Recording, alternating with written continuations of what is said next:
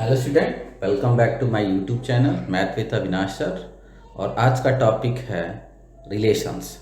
इससे पहले स्टूडेंट आप लोगों ने कार्टेशियन प्रोडक्ट के बारे में पढ़ा है, ऑर्डर पेयर के बारे में पढ़ा है, और उस टॉपिक को पढ़ने के बाद मैं 2.1 एक्सरसाइज कंप्लीटली करा चुका हूँ। उस 2.1 एक्सरसाइज को कराने के लिए 2 वीडियो आपको प्रीवियसली डाला जा चुका है, और मैं अब नेक्स्ट टॉपिक पे आ रहा हूँ। जो नेक्स्ट टॉपिक है आपका रिलेशंस, उस पे आ रहा हूँ। और इसको पढ़ने के बाद हम लोग क्या करेंगे, 2.2 एक्सरसाइज करेंगे एनसीईआरटी का।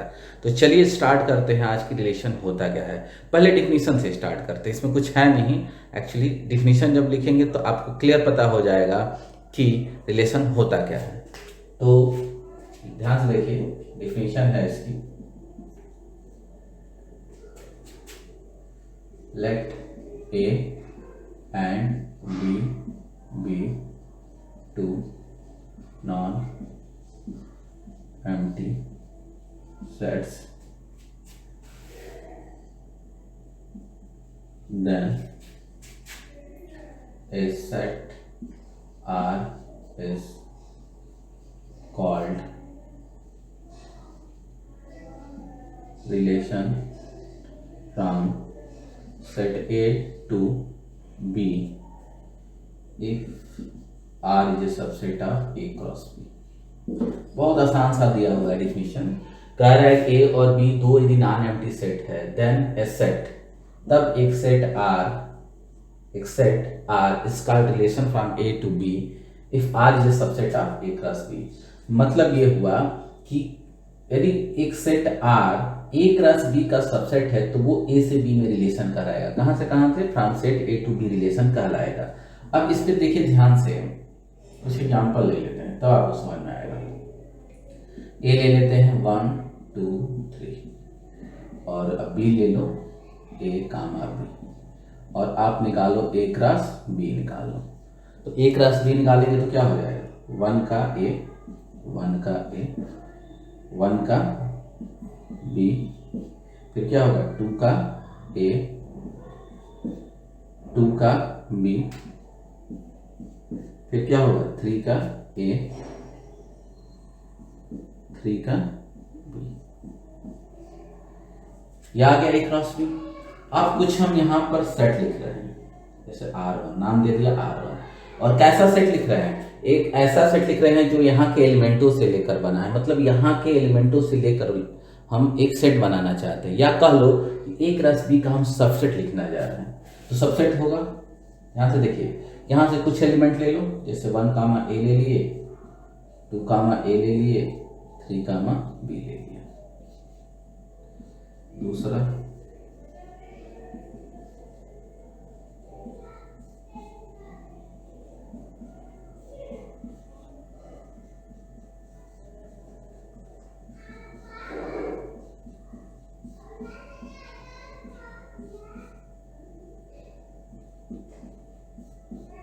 ये हो गया, और भी ले लो।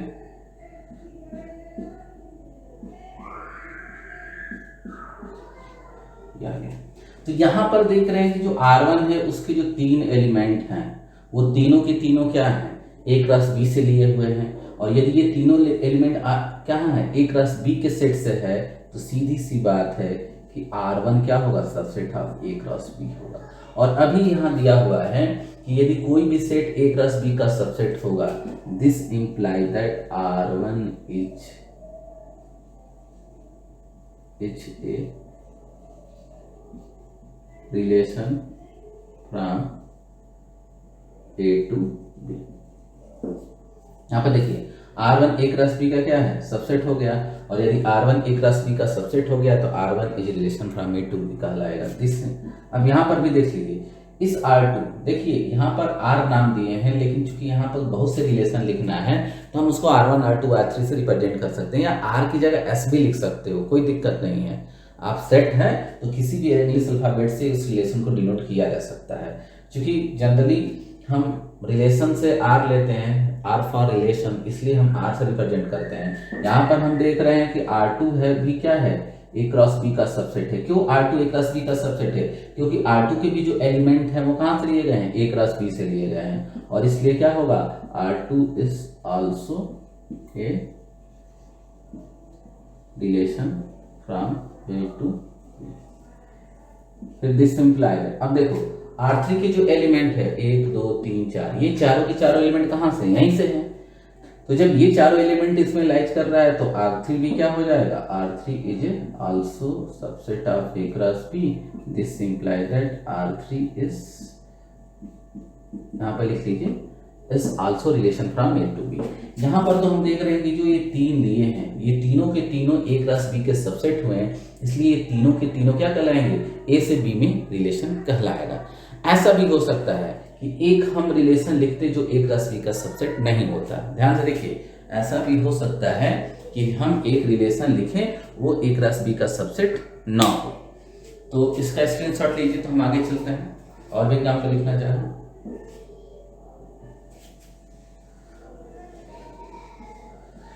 चौथा एग्जाम्पल है आपका, चौथा एग्जाम्पल है R4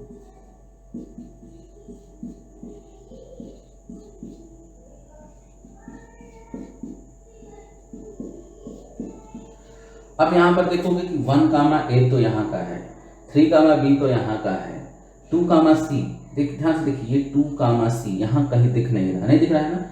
तो यदि R4 के जो 4 एलिमेंट है वो पूरे के पूरे ए क्रॉस बी में नहीं है, तो आप ये कह सकते हो कि R4 क्या होगा? ए क्रॉस बी का सबसेट नहीं होगा। This implies that R4 is a not subset of A cross B. और यदि कोई सेट ए क्रॉस बी का सबसेट नहीं है, this implies that R4 is not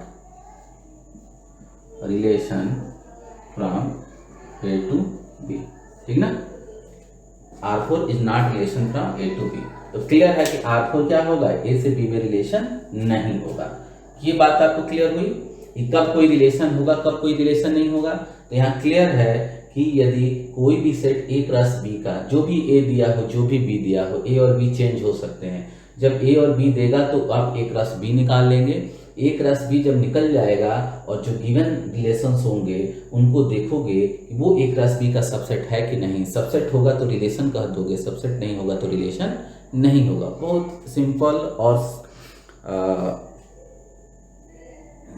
easy क्या कह लो कि डेफिनेशन है, और इसमें बहुत ज़्यादा समझने वाली बात नहीं है। इसमें एक कंसेप्ट क्लियर होना चाहिए कि सबसेट क्या होता है। यदि आप सबसेट नहीं पढ़े हैं तो आप पढ़िए, और उसके लिए मैं वीडियो ऑलरेडी क्लास 11th के लिए, क्लास 11th की मैथमेटिक्स जो CBSE की चल रही है यूट्यूब पे मेरे चैनल पर प्लेलिस्ट बना हुआ है, और सीरियलाइज एक एक आप क्या करिए वीडियो देखिए, शुरू से अंत तक देखिए, और देखेंगे तो क्लियर है कि आपको सेट का पूरा कंसेप्ट क्लियर हो जाएगा। क्योंकि जब तक सबसेट का कंसेप्ट क्लियर नहीं होगा तब तक आप क्या करेंगे? रिलेशन नहीं समझ पाएंगे या आगे की बातें समझ नहीं पाएंगे। तो इसलिए बच्चा ये ज़रूरी है कि आप लोग पहले जो प्रीवियस वीडियो जितनी भी पढ़ी हों उसको आप पढ़िए। दूसरी बात ये है कि आप वीडियो को शुरू से अंत तक देखिए। वीडियो शुरू से जब अंत तक देखें तभी आपको बातें समझ में आएगी। और थर्ड बात ये है कि यदि समझ में आए, पसंद आए तो लाइक ज़रूर करिए, और ना पसंद आए तो डिसलाइक ज़रूर करिए। ये बात मेरी बात सुनिए। अब ध्यान से देखिए नेक्स्ट, ये तो पता चला गया कि कौन सा रिलेशन होगा कौन सा नहीं होगा। अब आते हैं इसमें और भी कुछ डिफिनीशंस हैं उस पे। अब इसमें और रिलेशन के बाद आता है इसमें डोमेन। डोमेन क्या होता है? तो डोमेन की पहले डिफिनीशन देख लेते हैं। डोमेन का डिफिनीशन है the set of all first element of order pair of a relation is called domain of the relation. Domain of relation. अब यहाँ दिया है the set of all first element of order pair. मतलब ये हुआ कि order pair का जो पहला एलिमेंट है उन सबका यदि आप सेट बना लेते हो तो वो क्या कहलाने लगेगा, डोमेन कहलाने लगेगा। अब इसके लिए एग्जांपल ले लीजिए, ए ले लीजिए 1 2 3, बी ले लीजिए कितना, ए बी सी, और इस पर बेस्ड एक रिलेशन लिखिए R1 या R जो भी है R1 ही लिख लीजिए, 1A 1C 2B। Suppose that हमने क्या कर लिया, ये लिख लिया R1 की वैल्यू क्या लिया ये। अब मैं आपसे पूछूंगा कि ये R1 जो यहाँ पर लिखा हुआ है वो A से B में रिलेशन है कि नहीं, ये relation from A to B है कि नहीं। तो आप क्लियरली कर सकते हो कि सर R1 A से B में रिलेशन है, क्योंकि जब A क्रॉस B निकालेंगे तो हम देखेंगे ये तीनों एलिमेंट A क्रॉस B में लाइज कर रहा है, मतलब R1 सबसेट हो जाएगा किसका, A क्रॉस B का। और नहीं क्लियर हो रहा है तो आप A क्रॉस B निकाल लीजिए। A क्रॉस B निकालेंगे तो क्या होगा, 1 कामा A 1 comma B 1 comma C 2 comma A 2 comma B 2 comma C 3 comma A 3 comma B 3 comma C, ये हो जाएगा।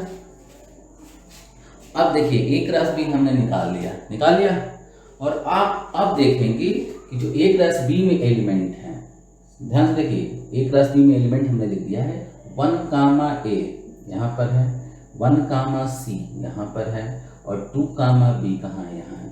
इसका मतलब ये हुआ कि R1 के जो 3 एलिमेंट है वो टोटल A क्रॉस B में है। यदि R1 के सारे एलिमेंट A क्रॉस B में है तो R1 is a subset of A cross B। R1 क्या होगा, A क्रॉस B का सबसेट कहलाएगा। और आपको बताया गया है कि कोई भी सेट यदि A क्रॉस B का क्या हो जाएगा, सबसेट हो जाएगा, this imply that R1 is ए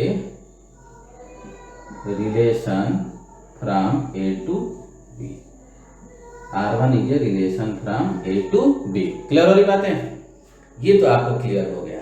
एक मिनट होल्ड करिए थोड़ा सा। ये तो यहाँ दिख गया कि R1 is a relation from A to B। अब यदि R1 रिलेशन हो गया तो डोमेन का डिफिनीशन दिया हुआ था, set of all first order pair of a relation is called domain. मतलब ये हुआ कि सारे के सारे फर्स्ट एलिमेंट, ठीक है ना, the set of all first element, sorry यहाँ पर देख लीजिए क्या है, element of order pair of a relation, यहाँ पर है the set of all first elements of order pair of a relation. जितने भी हैं रिलेशन में ऑर्डर पेयर, उसकी जो पहला एलिमेंट है, पहला एलिमेंट का सेट ही क्या होगा, डोमेन हो जाएगा। तो यहाँ पर डोमेन ऑफ R1 हो जाएगा 1 और 2। अब कहोगे कि सर यहाँ पर तो 3 एलिमेंट, एक ये है और एक ये है और एक है, 3 ऑर्डर पेयर, और तीनों ऑर्डर पेयर का पहला एलिमेंट क्या होगा, 1 1 और 2। और लेकिन बताया जा चुका है कि आप किसी भी सेट में किसी एलिमेंट को रिपीट नहीं करेंगे, तो 1 एक ही बार लिखा जाएगा और 2 एक बार। तो डोमेन ऑफ R1 यहाँ पर आ गया।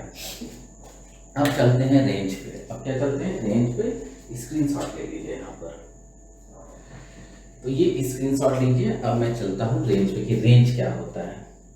तो रेंज के लिए आपको स्क्रीनशॉट लेने के बाद आप थोड़ा सा यहाँ पर डिफिनीशन में चेंज कर देंगे, रेंज, और रेंज क्या, the set of all second, ठीक ना, ऑल सेकंड, और यहां पर होगा second element of order pair of relation is called range of relation. अब यहाँ पर ध्यान से देखिए, बहुत कुछ चेंज नहीं करना है। अब मैं थोड़ा सा चेंज कर दिया हूँ, पूरा लिख लीजिएगा।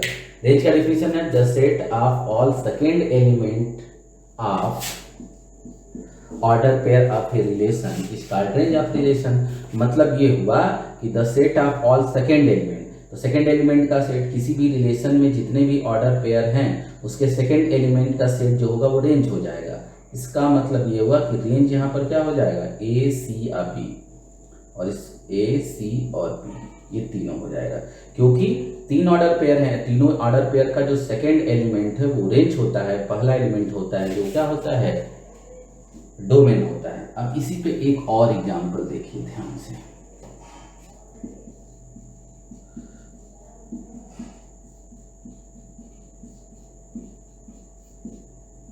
ये और आपसे कहा जाए कि इसका डोमेन क्या होगा, डोमेन क्या होगा। तो अभी बता रहे थे कि डोमेन क्या होता है, पहले एलिमेंट का सेट। तो पहले एलिमेंट में क्या आएगा 1 2 2, लेकिन 2 बार 2 है तो एक ही बार 2 लिखेंगे। रेंज क्या बोले हैं, सेकंड एलिमेंट का सेट। तो सेकंड क्या है, ए बी और सी। क्या हो जाएगा, ए बी और सी। ये हो गया। आपको बात क्लियर हो गई कि रेंज क्या होता है, डोमेन क्या होता है। किसी भी ऑर्डर, किसी भी रिलेशन का जितने भी ऑर्डर पेयर होते हैं, पहले एलिमेंट का जो सेट होगा वो डोमेन कहलाएगा, दूसरे एलिमेंट का जो सेट होगा वो क्या कहलाएगा, रेंज कहलाएगा। ये क्लियर हो गई। हमने एक रिलेशन लिखा, पहले एलिमेंट को यदि साथ में लिया और इनका सेट बनाया तो डोमेन, दूसरे एलिमेंट का यदि सेट बनाया तो वो क्या हो जाएगा, रेंज हो जाएगा। और नेक्स्ट है टॉपिक आपका कोडोमेन। क्या होता है, कोडोमेन। तो कोडोमेन का डेफिनेशन, इसको हटा देते हैं और यहाँ पर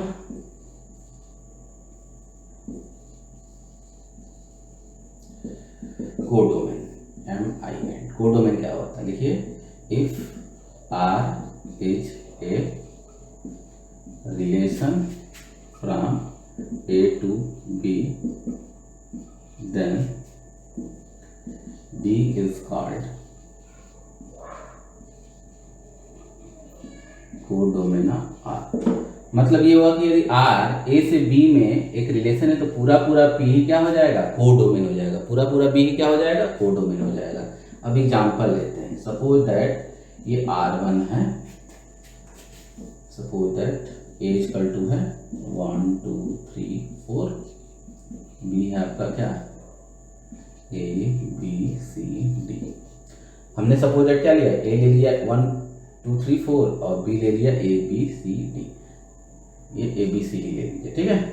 और यहाँ पर एक रिलेशन हमने लिख दिया 1A 2B 3A और 4B, ये एक है। अब आपसे पूछा जाए कि ये रिलेशन होगा कि नहीं, तो आपका जवाब क्या होगा बताइए। आपसे मैं पूछूं कि ये R जो लिखा हुआ है रिलेशन होगा कि नहीं होगा, तो आपका जवाब होगा कि सर जब हम A क्रॉस B निकालेंगे, आप निकालिएगा, तो ये A क्रॉस R जो होगा वो A क्रॉस B का सबसेट होगा। आप निकाल के देखिएगा। और वैसे चेक करने का कैसा तरीका है कि ये R A क्रॉस B का सबसेट होगा कि नहीं होगा। हम देख रहे हैं कि R क्रॉस R में जो एलिमेंट हैं, 4 एलिमेंट इसमें हैं, उनका पहला एलिमेंट सेट A से है और दूसरा एलिमेंट सेट B से है, इसलिए R क्या होगा, A क्रॉस B का क्लियर सबसेट होगा। और नहीं समझ में आ रहा है तो A क्रॉस B निकालिएगा। तो जब A क्रॉस B का सबसेट हो गया R, तो R क्या होगा, R is a relation from A to B। R क्या हो जाएगा, A से B में रिलेशन हो जाएगा। अब रिलेशन हो जाएगा तो डोमेन क्या होगा इसका, डोमेन। तो डोमेन में बताया गया कि पहले एलिमेंट का सेट, तो 1 2 3 4, डोमेन में क्या होगा 1 2 3 4। रेंज क्या हो जाएगा, रेंज मतलब होता है दूसरे एलिमेंट का सेट, A B, मतलब A और B, क्योंकि A 2 बार आया B 2 बार है तो 2 बार लिखेंगे नहीं। और यदि आपसे कोडोमेन पूछ लिया गया तो कोडोमेन मतलब पूरा पूरा सेट, ये A B C, मतलब ये हुआ कि इन दोनों सेट पर बेस्ड कोई भी रिलेशन हो बेस्ड, तो कोडोमेन हमेशा यही रहेगा। डोमेन और रेंज भले चेंज हो जाएगा, कोडोमेन तो हमेशा B ही बना रह जाएगा। तो ये बात हो गई, आपको हमने पढ़ाया कि रिलेशन क्या होता है। इसके बाद हमने बताया कि डोमेन क्या होता है, रेंज क्या होता है और कोडोमेन क्या होता है। ये तीन चीज़ों को हमने करा दिया है।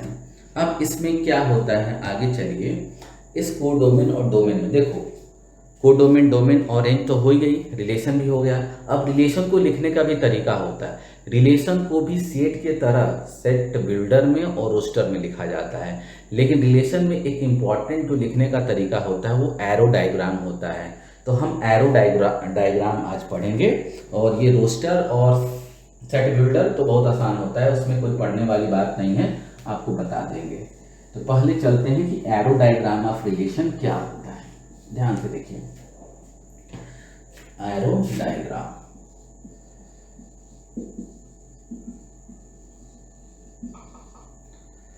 एरो डायग्राम, एरो डायग्राम ध्यान से देखिए, लिख लीजिए।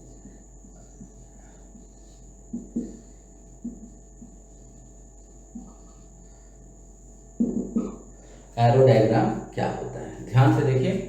अब एक चीज है, सेट ले लीजिए 1 2 3 4 और बी लिख लीजिए A B C D ले लेंगे। और एक इसी पे रिलेशन ले लेते हैं R1। सपोज दैट पहला है R1 1A 2C 3D, एक ये, और दूसरा ले लेते हैं R2 1A 1B 2C और 3B, ये ले लेते हैं। ये जो रिलेशन है, ध्यान से देखिए, R1 A से B में रिलेशन होगा। क्यों होगा? क्योंकि जब A क्रॉस B आप निकालोगे, यहाँ पर क्या निकालिए, A क्रॉस B निकाल लीजिएगा, आपका काम है निकालना। तो देखेंगे कि A क्रॉस B में जो भी एलिमेंट आ रहा है उसी में ये तीनों लाइज कर रहा है। तो क्लियर है कि R1 A क्रॉस B का सबसेट हो जाएगा, और R1 यदि A क्रॉस B का सबसेट हुआ तो R1 A से B में रिलेशन हुआ। अब ये रोस्टर फॉर्म में है। रोस्टर फॉर्म में इसलिए है क्योंकि सेट में बताए थे कि रोस्टर फॉर्म में जो एलिमेंट होता है एकदम फिजिकली दिखता है। देखो, एक एलिमेंट, दो एलिमेंट, तीन एलिमेंट, ये तीनों एलिमेंट आपको दिख रहे हैं। तीनों में कौन कौन से ऑर्डर पेयर हैं वो भी दिख रहा है। ये रोस्टर फॉर्म होता है। लेकिन यदि इसी की प्रॉपर्टीज को हम वर्ड में लिख देते, जैसे एक्स सच दैट, इस तरह से करके, तो वो सेट बिल्डर होता है। अब ये रोस्टर फॉर्म में दिया हुआ है। अब इस रोस्टर फॉर्म को हम क्या करेंगे, एरो डायग्राम में कन्वर्ट करते। देखिए कैसे होगा, ये A हो गया, ये B हो गया, और ये R1 रिलेशन। इसमें क्या है 1 2 3 4, और इसमें है A B C D। यहाँ 1 का A से रिलेशन है तो 1 का A से रिलेशन हो जाएगा, 2 का C से है तो 2 का C से, और 3 का D से है तो 3 का D से। यहाँ पर क्लियर हो गई। ये हमने एरो डायग्राम बना दिया। दूसरे वाले का बनाना होगा तो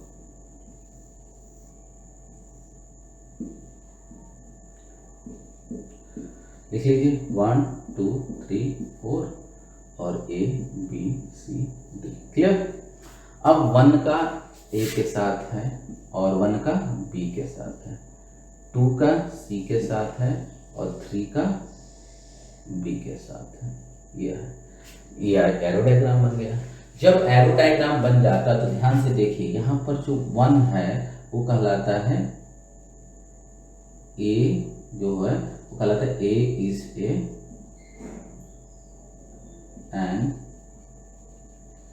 image of 1, ठीक ना।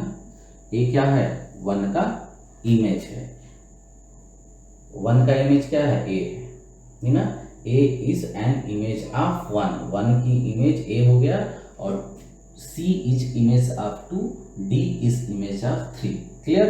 और इसी तरह इस 2 को लिख सकते हो कि 2 is a pre-image of C, ठीक ना। ध्यान से देखिए, 2 क्या है, यहाँ पर 2 क्या है, वो C का प्री इमेज है। इसी तरह D का प्री इमेज क्या है, 3 है। A का प्री इमेज क्या है, 1 है। और 1 का इमेज A, 2 का इमेज C, 3 का इमेज D। यहाँ 1 की इमेज क्या है, 2 है। 1 की इमेज 2 है, A और B। 2 की इमेज क्या है, C है। 3 की इमेज क्या है, B है। क्लियर हो रही बात है। अब आपसे पूछा जाएगा कि A का प्री इमेज क्या होगा, तो A का प्री इमेज 1, B का प्री इमेज क्या होगा, तो B के 2 प्री इमेज 1 और 3, और C का प्री इमेज क्या होगा, 2। ध्यान से देखो, जैसे मान लीजिए कि हम इधर खड़े हैं और ये शीशा है, तो हम इसमें जब देखेंगे तो हमारी इमेज बन गई। 1 की इमेज क्या बन गई, 1 A, 1 की इमेज B बन गई, 2 की इमेज C बन गई, और 3 की इमेज B बन गई।